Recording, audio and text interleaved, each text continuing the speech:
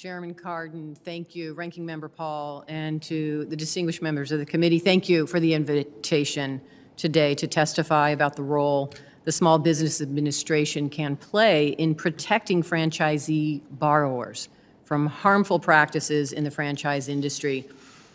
There are terrific franchise corporations out there that provide opportunities for entrepreneurs to own successful businesses. But there are also franchise corporations that treat entrepreneurs incredibly unfairly. Last year, I released a report detailing how the franchise system has left some entrepreneurs financially devastated. I've heard from Nevadans who have lost their retirement funds, their life savings, and their homes trying to repay loans on unprofitable businesses. Our small business owners don't expect their businesses to be risk-free.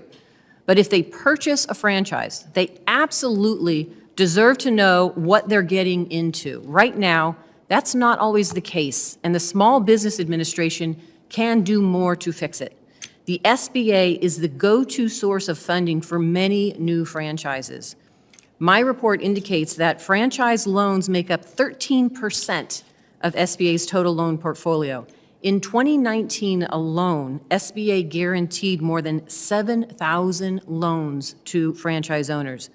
Yet some franchise brands consistently see high default rates, and the SBA Inspector General has repeatedly raised concerns about these high-risk franchises. This is why it matters. If a franchise owner gets an SBA loan for a franchise business that is unprofitable, the franchise owner will oftentimes have to repay the loan from personal assets. That's their savings, their retirement funds, and their homes. If those assets are not enough, the SBA then pays off the loan. This is the guarantee that SBA provides lenders that loan to franchise owners. Those repaid funds are paid for by other small borrowers and sometimes taxpayers. I recommend that the SBA require franchise corporations to share historical financial performance data with the potential franchise owners before the SBA guarantees the loan. It's a simple step that could help investors avoid devastating defaults.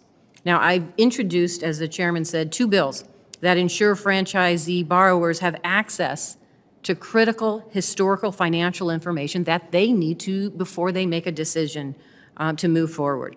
The SBA Franchise Loan Default Disclosure Act requires the SBA to publish default rates by franchise brand over the past decade.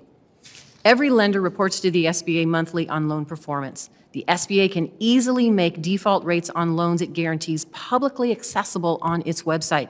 Publishing defaults by brand gives entrepreneurs information about the risks that they might face. The second bill I introduced, the SBA Franchise Loan Transparency Act, requires franchise corporations to give accurate historical financial performance data, performance information to anyone applying for SBA government-backed loans.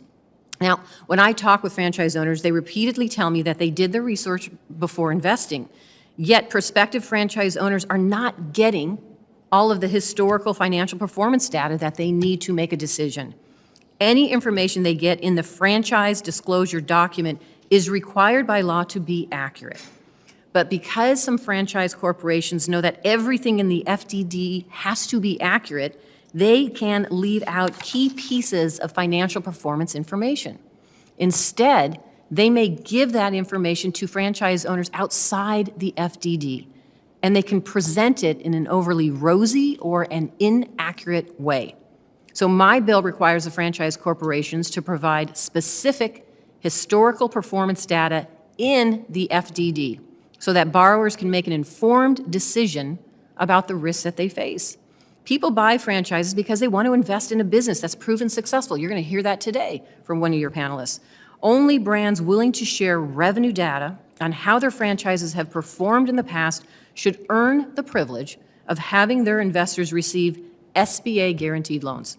In that sense, my bill sets a standard for franchise corporations. Now, although I've introduced bills to make these changes, let me make it very clear that the Small Business Administration has the power to take these steps on its own. And so my franchises are wonderful business opportunities for hardworking Nevadans, and they're wonderful business opportunities across the country. We need to do more to ensure that all franchise owners have that experience. The SBA should not be guaranteeing high-risk loans. So I want to thank the committee for taking this subject up. I look forward to working with the various members of the committee and the chair and ranking members, and thank you again for holding this hearing.